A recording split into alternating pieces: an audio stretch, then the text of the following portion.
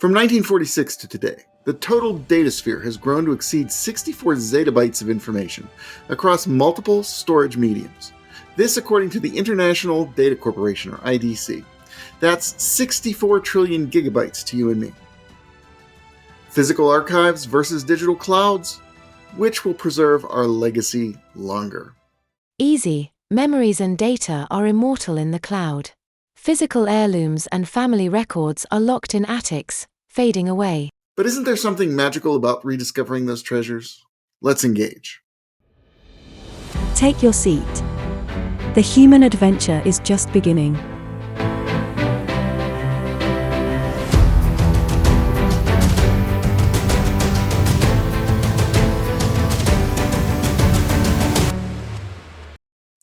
Humanity's ability to preserve its past is one of our defining traits. From cave paintings to selfies, each generation creates a unique legacy. And not all legacies last equally. Spoiler, the medium matters. Today, we're exploring memory preservation through the lens of two generations. Will baby boomers' physical heirlooms outlast Gen Alpha's digital cloud? Or will innovation reshape everything we know? Baby boomers, born between 1946 and 1964, grew up surrounded by tangible treasures, handwritten letters, photo albums, and vinyl records. Boomers left behind physical artifacts, many stored in attics, time capsules waiting to be rediscovered. But physical media, no matter how cherished, faces challenges. Fire, water, or simply time can take their toll, making preservation a complex task. Gen Alpha, born from 2010 onward, lives in the digital age. Their lives are captured on smartphones, Instagram, and school projects saved to Google Drive. Their memories are accessible anywhere but tethered to the cloud. Then again, if you lose your password, you lose your past. True, but is inconvenience a worthy substitute for sentimentality? Let's explore. Physical media offers more than preservation. It creates a connection. Holding a photo album or a handwritten letter invokes emotional resonance. Let's take a look at some of the things that this baby boomer has to remember things by. This is my first journal. At this point, it's 50 or more years old. Written in script. You don't see script that much anymore. I wrote this, or started this, after I read Andre Norton's Daybreak 2250, in which the main character keeps a journal. The book by Andre Norton is about a post-apocalyptic environment in which an individual is exploring the world. He thinks of himself as a starman, or descended from the men of the stars, and he's keeping a journal to build up the knowledge of the starman. So, of course, my first journal starts out with a starman's first lesson. Observe the endless diversity which composes the universe about you, and know that in the non-sapient world exists the truth of science, the mysterious and infinite and undeniable. So all the drama of a young teenage mind. But that got me into the habit of writing and journaling, and I have many more of these, and they're tangible. I can hold them, I can read them. As far as pictures go, today you have 1 million pictures on the phone.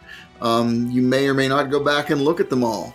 But in my day, when I was growing up, we had black and white cameras. And this is a picture that I probably took before I was 10 years old, maybe, when I first got into modeling. That is a B-52 Stratofortress, and it is flying over my house, except of course it's not real. It's a model kit, and it's being suspended by a fishing line. But I have this picture to remind me and physically, emotionally connect me with that age as a preteen, making models and taking pictures with a black and white camera in the backyard. It's not the same when everything's on your phone. I have a box here beside me of actual heirlooms. This one isn't even mine, but this glove and ball actually belonged to my wife. And this is a memory that she cherishes as much as I cherish. Do kids even play ball these days, or do they just work, or do they just entertain themselves in digital environments in VR? From the old days of TV, does anybody remember watching Land of the Giants, the Spindrift model? It's, I don't know, 60 years later, and I still have this box top, although it's in pretty bad shape. And in that box, I have a number of pictures and little mementos of ages past. Here is a fun one. This yellowed piece of paper. You won't believe what this is. This is actually a contract for a Risk game. So during a very long Risk game, we actually took a break and we wrote a contract between two of the players so that they could cooperate as powers in defeating their mutual enemy. Now it is a yellowed piece of paper, but a treasured thing that I can always go back to and remember a specific Risk game and the players who were in that game and the agreement that we made. This one is my Star Trek photo album. Now, I'm old enough to have been watching the original Star Trek with William Shatner and Leonard Nimoy. And this contains things like the postcard that I got from NBC Studios when I wrote to them to keep Star Trek alive and keep the series going. It contains... my baby boomers also used to write letters, even if they were typed. And this is a letter from DC Fontana of the original Star Trek series, thanking me for my support and inviting me to one of the first Star Trek conventions. And you can see I kept all sorts of TV listings and from the TV guide and memorabilia. This was before the age of anything. You couldn't simply go to the store or go online and see anything about Star Trek.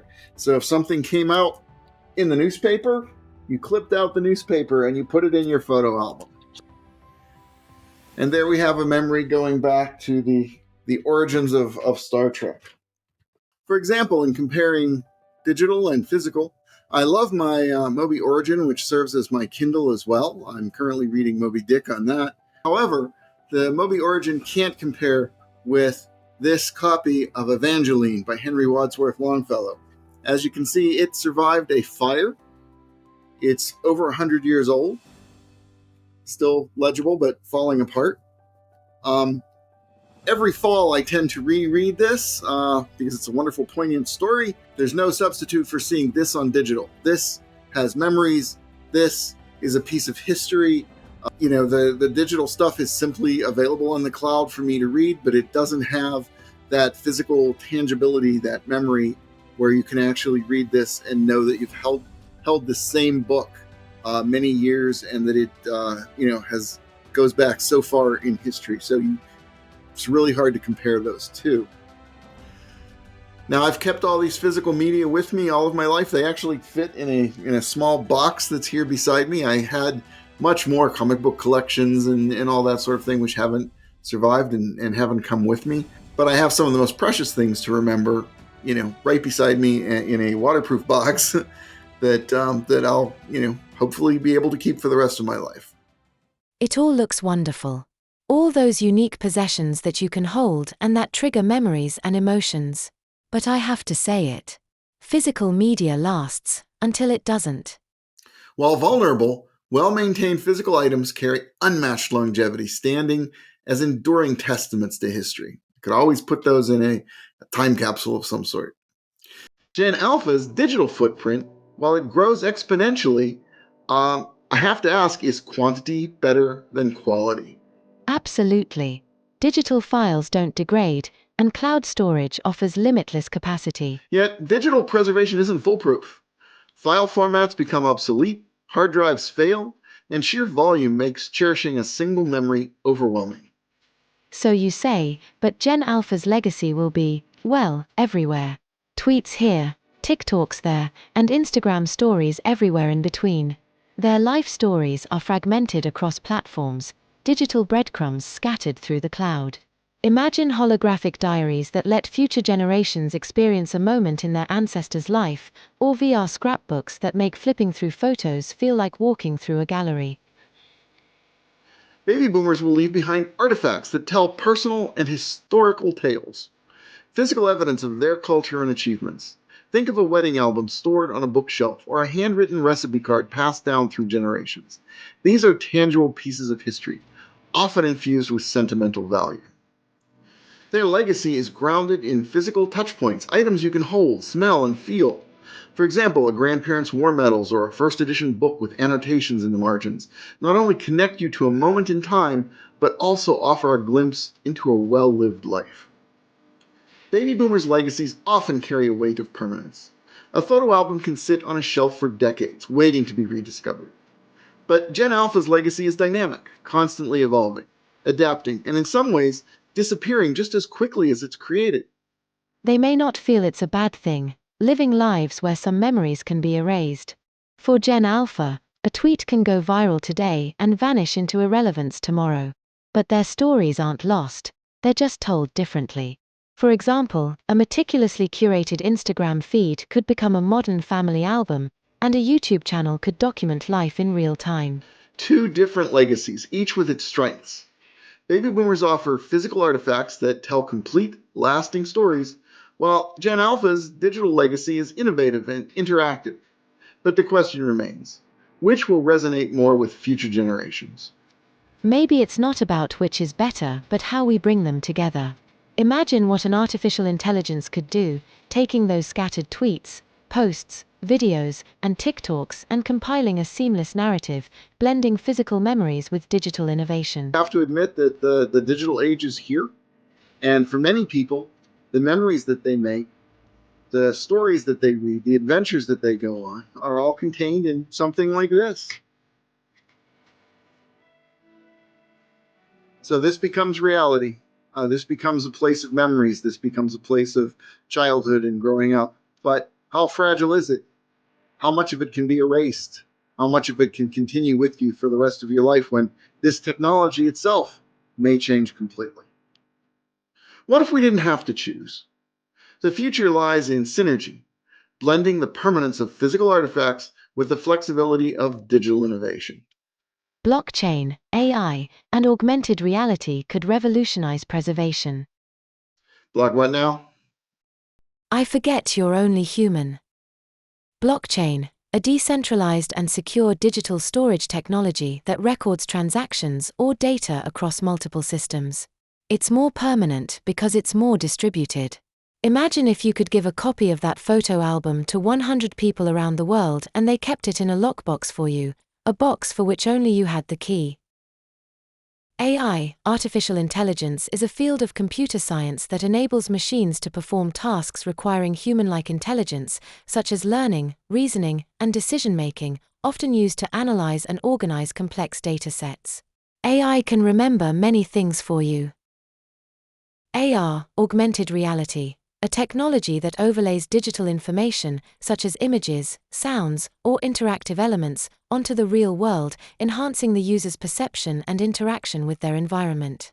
That's how you could walk through ancient Greece, or the house you grew up in, and see it as it once was. Imagine a time capsule combining physical diaries, USB drives, and QR codes linked to cloud-stored galleries. Together, they create a legacy both enduring and evolving. Baby boomers or Gen Alpha? Which will time remember? Both offer unique strengths. Easy. Gen Alpha wins. Their memories are immortal in the cloud. Your boomer stuff is just sitting in an attic somewhere. But I love to find old things in the attic, don't you? The key is intention. Whether it's a photo album or a Dropbox folder, memories matter when we choose to preserve them.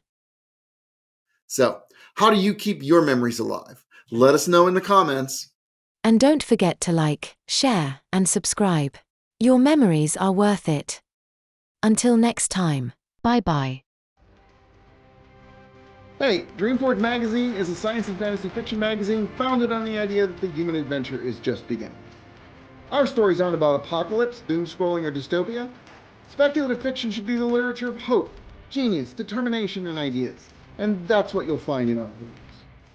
We often use the tagline, "In all worlds and times, our tales revolve around those individuals and groups who bring meaning and value to the world, whose actions are of consequence, and whose dreams are the vanguard of things to come." If you love science fiction and fantasy, don't miss out. Support us at the digital or print level on Patreon or at our website. Links will be in the description. A few dollars a month from you helps bring great stories to life. Until next time, bye-bye.